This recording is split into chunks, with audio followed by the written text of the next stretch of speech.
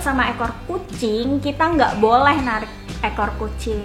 Anak-anak kalau udah gemes sama kucing, digendong-gendong, ditarik tangan, ekor, semuanya, wah udah itu bahaya banget deh. Jadi kita akan bahas tentang bahayanya narik ekor kucing. Sebenarnya kenapa? Ini dia alasannya. Karena Mama akan kasih contohnya ya. Shiro, sebentar.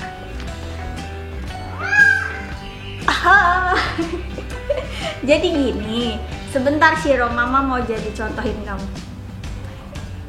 Ini itu di ujung pangkalnya, di ujung pangkal tulang belakangnya itu, di sini ini tuh ada bundelan syaraf.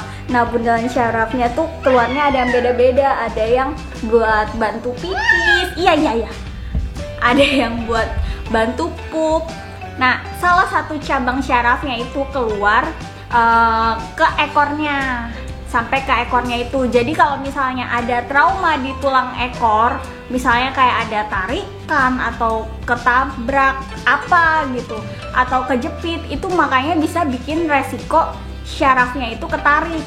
Nah, karena ini kan bundelan gitu, kalau misalnya satu ketarik, semuanya bisa ketarik.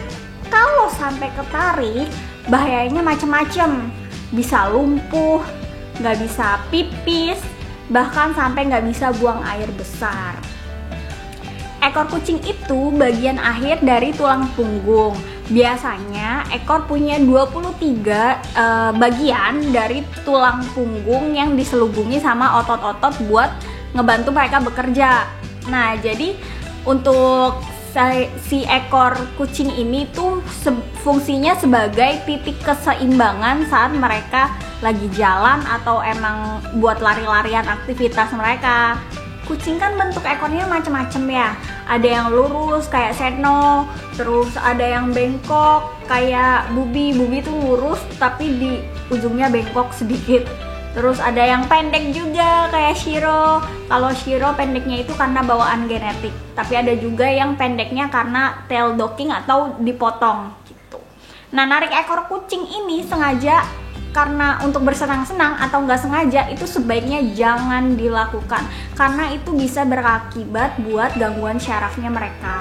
Ekor ini bagian dari syaraf pusat.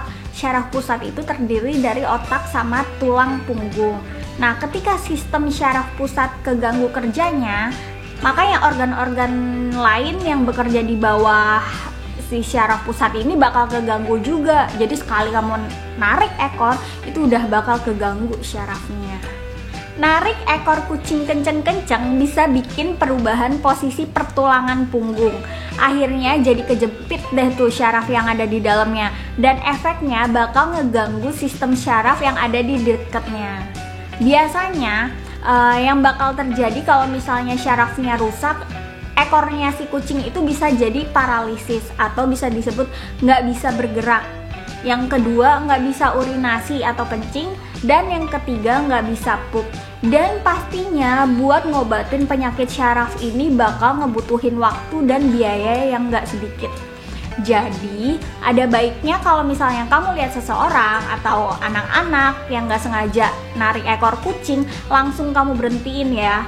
Dan kamu kasih penjelasan ke mereka biar nggak ngulangin kejadian yang sama. Kamu kasih tahu aja kalau misalnya itu tuh nggak baik karena itu pusat syaraf kayak gitu. Nanti kucingnya bisa sakit, yang kayak gitu aja kasih taunya.